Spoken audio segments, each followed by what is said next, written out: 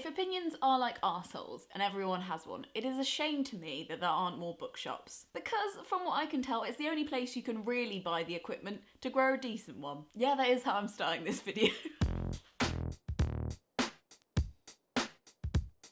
Hi, my name's Lena. If you haven't been here before, this is my channel. I talk about books and social change, and today I'm talking about a little trip I made to China.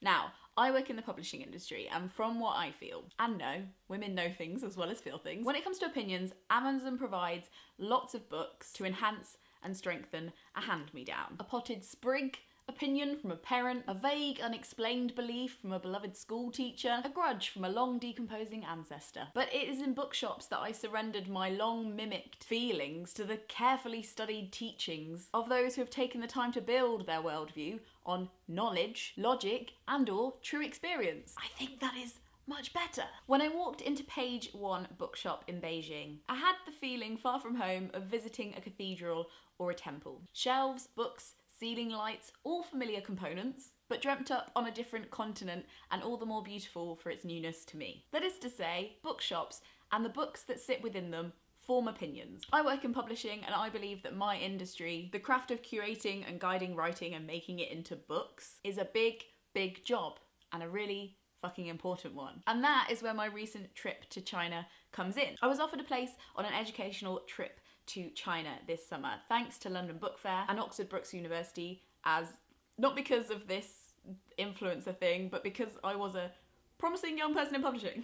Asterisk, please check back in 10 years on this channel to see if that is actually true. I want to travel as a order, it's pretty fancy, whatever. And what can I say, I'm very famous now, it's very successful, don't need to do anything ever again. We went to Shanghai Book Fair, we went to Beijing Book Fair, we met with what felt like hundreds of publishing houses in China and talked to them about the books they were making, and even went to some award ceremonies, so that was really cool. As it will become clear during this video, but I might as well say at the beginning, I'm no clear expert on the wide breadth of issues that China faces. And I say China as in the people of China, the human souls living within it. But I would like to share the brief things I learned on the brief 2-week trip I took about Chinese books and the people who make them, and to share some of the thoughts I had about my profession as a publisher as a result of the trip. Now, it's become cliche, at least for me, to point my finger at the British curriculum in the 1990s and blame that for why my general knowledge is so low. But I don't know much about China before I went. Like, not really much at all. Perhaps the excuse no one told me is wearing a little ragged, but when I told some of my colleagues at work that I was going on this trip, some of them like tittered a little bit and were like, oh, you'll struggle, and I was like, oh, why? And they were like, there's no social media in China? And I was like, oh, what? That was the first time my jaw hit the floor during this experience. I wish I could go back and warn it, for it was about to receive the battering of its life. If you look closely, you can see the imprint of carpet on my chin for how many times it was slamming against the floor during this trip. If you're in the same boat as me, you don't know that much about China apart from it's kind of communist. Xi Jinping is its president right now. Looks like he will be for a while, so you should probably learn that fact. He just changed the constitution, so he can't be fired. He literally will be the president forever, apparently. Doesn't seem like democracy, but who am I? The knowledge available is also heavily policed. They have a thing that some people call the Great Firewall of China. It means that most social media that's in the West is banned, so Facebook, Twitter, Instagram, etc. But they do have TikTok, I found out, and they also have lots of their own social media platforms, example WeChat. That also means that they heavily regulate the publishing industry. Reporters Without Borders ranks China's press situation as the worst ranking out of 5, i.e. Real bad, the worst it could be. It seems that anybody who's professionally concerned with freedom is particularly concerned about China. China's state-run General Administration of Press and Publication, or for short, GAP, screens all Chinese books. I, quite naively I guess, thought, oh, I do know there's censorship in China, but in the same way that in some states in America they'll take like Harry Potter off the shelves because it's causing too much of an uproar, or they'll take things out of circulation, but they actually vet everything that goes out completely. And from what I can tell, a lot doesn't get through. While it wasn't volunteered by any of the publishers I met, what I found out was that they are all state-owned. You can't really have a publishing house in China unless you're licensed and owned by the government. You're a state-owned enterprise, an SOA. It has a particular editorial interest for changing its own history, the history of its government, but it will ban anything. For instance, in the early 1900s, Alice in Wonderland was banned on the grounds that animals shouldn't talk in books. We also have a big history in the UK of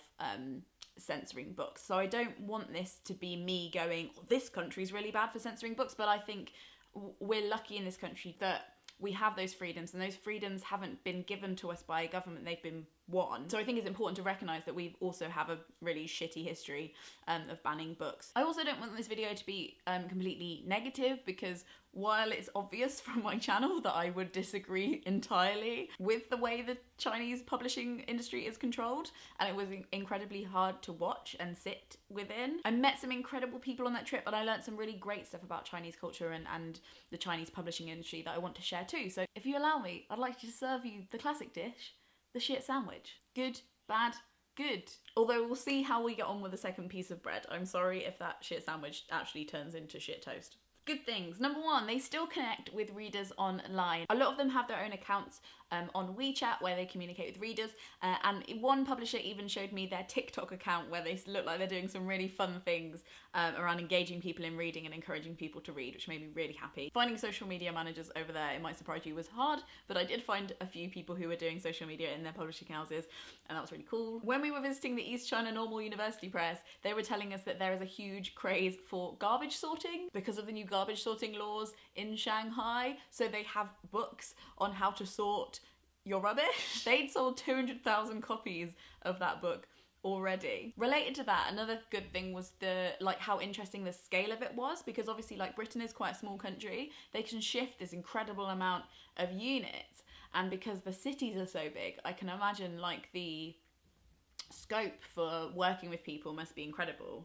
Another thing I loved about the Chinese publishing industry is they're real big on QR codes. Now QR codes have kind of come and then become a little bit mellowed and dry in the UK publishing industry, but I love how China have just dived headfirst into utilising the QR code in reading. Anything they can do to make a book come alive, they'll do it. QR codes with videos on how to learn calligraphy for your calligraphy books. Short videos reading stories to children from the books. Dinosaurs popping out of books. We even got to meet one of the QR companies that provides all the QR codes. As well as similar celebrations to the UK book market, the Chinese also have some other really cool dates, 2 examples of which on the 18th of August, they have Fever Book Day. Does what it says on the tin. Everybody gets a fever about books. Viva la fiesta! Oh well! And they also sell lots of books around Bachelor Day, which is the 11th of November. Because when in Chinese they say one chopstick means one single man. So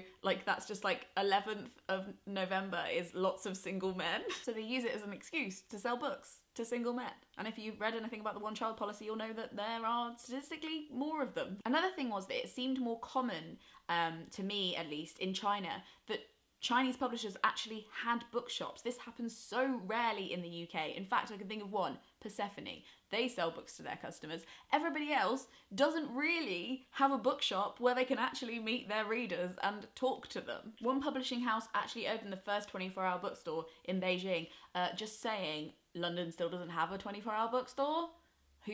Can somebody step up to the plate, please? And the publishers FLTPR also had one, which we visited, and it was incredible. Another thing is that Amazon don't seem to have the clout over the Chinese industry that they do in the UK. Amazon actually recently stopped selling physical books in China, from what I can tell, because it wasn't financially worth it for them. People prefer using other sites to Amazon. Another thing that I gathered, that I can't confirm on paper, but it seems right, is that publishers don't give the same kind of huge discounts to Amazon as other publishers in other countries do. They haven't bent to them as much. But that was hard to get a straight answer out of anyone about, so from what I can tell. And they still continue to sell very well in ebook and audio, apparently. Inside publishing houses, they've given such thought to the way a publishing house looked. We looked inside a few of them, and they were so pretty and so well thought out and carefully crafted. This publishing house, FLTPR, was even built to look like bookshelves. Them's books on the building. The building is the shape of bookshelves. Another thing was inside bookshops, the huge amount of space that was given to children's books. And wasn't just thinking about the gatekeepers who might buy books for children, but thinking about the children themselves. Every children's section was so imaginatively done. There was room for the parents to read to the children. There were little cubby holes where they could hide or interact with things. That was beautiful. There were clearly social spaces. Moreover, the bookshops were full. People were actually in the bookshops. It was crowded. And again, we were in the big bookshops in the centre of cities, but have you ever seen Waterstone's Piccadilly this full? It was also good and humbling to read their commentary on our own fractured country. In a translation of one blurb about Britain's current state, savagely titled Graceful Decline, Brexit is citing as having caused the most natural stress response in the UK. The reaction is a combination of joy, anger, regret, and helplessness. Finally, some honesty in print. So that bread's done. That's the good. We're now going to move on to the stuff that really genuinely scared and worried me. There seemed to be an endless amount of books on Chinese culture and core Chinese values, and I really wanted to be open to learning about those, and I feel like I still got a sense for the sense of togetherness, of honour, of hard work, that's really at the core of Chinese values, but the way that they were expressed in these books, at least in the translations that I was given, and obviously knowing that they're all controlled by the government, were really scary. One book was slid over the desk to me during a meeting that was called Core Values of Chinese Civilization, and as the conversation continued to flow around me with other people, I caught my eye on the translation: liability superior to freedom, compulsory superior to rights, community superior to the individual, and harmony is superior to conflict. Apart from the last one, guys, I'm afraid you're gonna have to count me out. Xi Jinping's book was everywhere, and when I say everywhere, I mean everywhere. My impression was that this was done to give the impression to the Chinese people that this book is famous everywhere. There was a lot of emphasis in speeches from government officials about the responsibility of the publisher to, and I quote, construct the image of China in the rest of the world. Publishers need to take it upon themselves to build an image of China abroad, but sending them out with these history books that leave out all the brutality, Tiananmen Square, I'm not even going to get into it, but you can look it up. This government official was standing on stage claiming that Mark Zuckerberg had Xi Jinping's book on his desk. I, for some reason, don't think that's true. This is editing Lena. It's always good to fact check yourself. Turns out Mark Zuckerberg does like Xi Jinping's book. In fact, he's trying to be friends with Xi Jinping, so Xi Jinping lets him have Facebook in China. And he's given the book to loads of his employees to teach them about an alternative kind of socialism. So that's cool. Anyway, corrected. Lena, you were wrong. But I wish you had been right. He listed all these other famous people that loved the book, which I really highly doubt they did, at least not publicly, and if they do love it, they would want that to be a secret. That there was a Hollywood film in the works. The translator of the book said he looked up to Xi Jinping like he was a soccer hero. The speaker from the government said that that was a very apt comparison on how many people should feel about him. It was weird to be in this very familiar environment thinking this is how this happens. It doesn't happen in unfamiliar industries. It happens in your own. It doesn't happen at alien conferences. It happens where the pens look the same, the tables look the same, the cakes taste the same, the chat is the same. About the digital age, we need to put, as a worldwide publishing industry, we need to stop talking about the digital age. Just not stop it. What was hard to know was also what I knew the penalty was for these people if they didn't run the publishing houses the way they were supposed to, and that, you know, that torture is very normal within their government. Imprisonment without trial is very normal, and the death penalty is very much alive and well. So with that knowledge in mind, it was hard for me to ask too many questions of the people that I interacted with, and perhaps what was most heartbreaking wasn't the large grand speeches and the aggressive communist branding everywhere.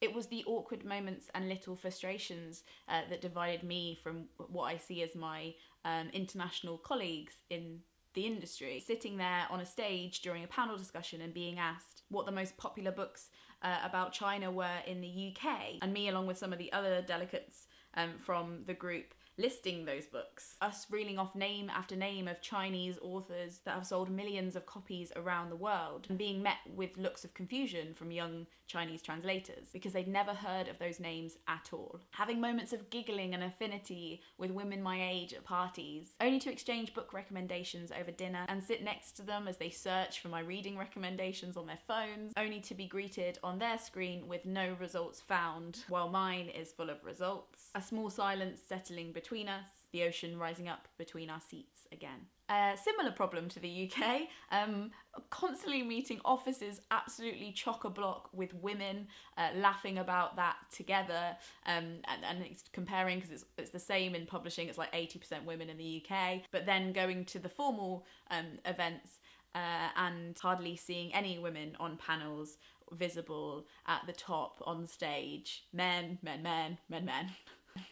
I did ask one publisher during a seminar about the topic of feminism, and after a translation, my question was met with laughter. And from the host side of the table, I wrote down what she said. She said, China has a long history of gender equality.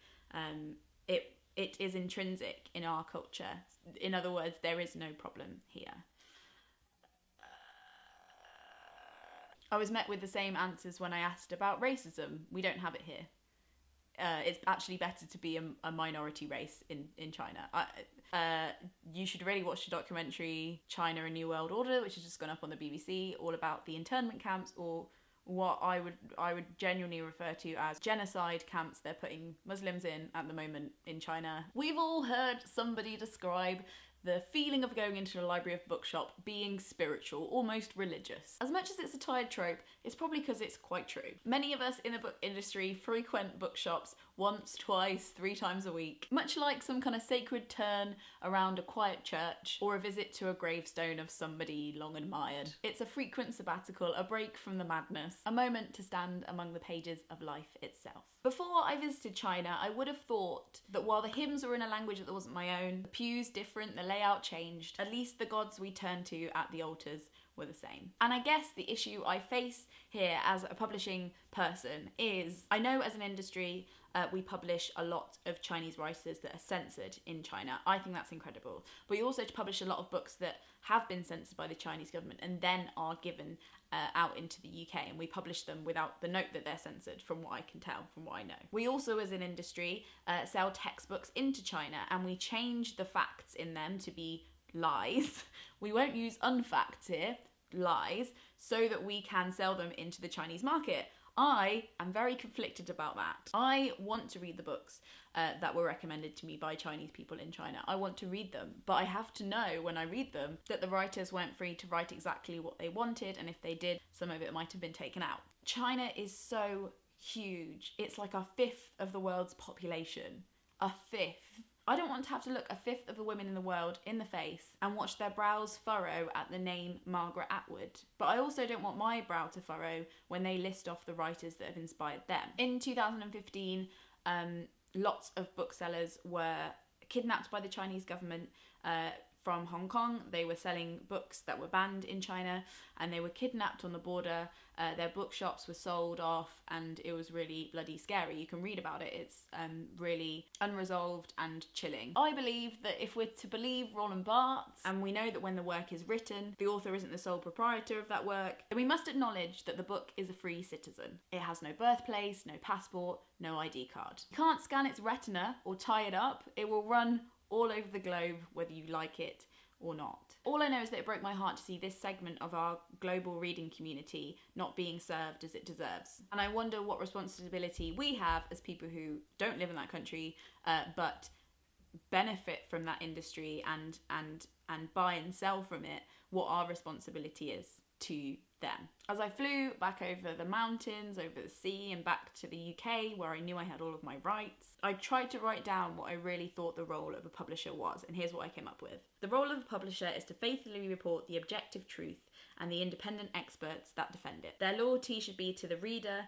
and the readers should come before profit, government, or country, as should a patient's life to a doctor.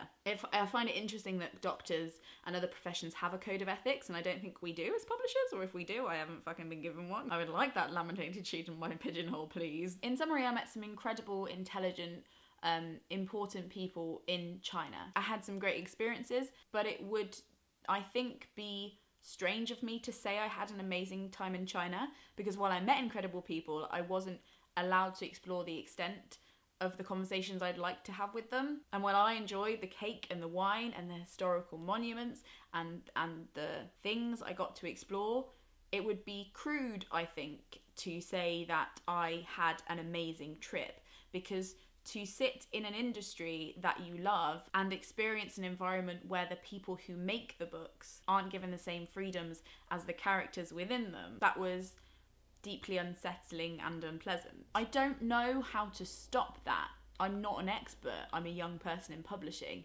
but I do know that I think letting it continue without comment, criticism, or any kind of imagination that things could be different in the future is not only severing our own ties to the true nature of literature, but to humanity itself. So, to return home and see our own democracy, pardon my French, fucking spat on, really inspired me to get out there and protest. It was a really interesting time to come home from that experience. See Boris Johnson so heartily and cheerfully trying to tear down the very pathetic version of democracy we have in Britain, and then to be looking forward to next week helping launch The Testaments, which is the sequel to The Handmaid's Tale with Margaret Atwood. I can't ignore the parallels between my own freedoms and how great they are and how threatened they are, and the ones of my international counterparts and now friends in China. It spurred me on to protect my own freedoms more fervently and to educate myself a bit more about how to help protect theirs. Sorry, this wasn't a holiday vlog. This video was a gift to you from members of the Gumption Club. The Gumption Club is a Patreon group where you can pay $1 per thing, join a secret Facebook group where we chat all the time. I give you free books. You get a free poetry collection from me and a short story. This was a gift from them to you. So you can thank them in the comments for making this video possible. Thank you so much for watching. Do let me know your thoughts below. If you know more about China than me, please tell me. I'm going to leave as many resources and articles that I can find as possible in the description for you to read yourself. Thank you so much for watching. A Frog Snog out.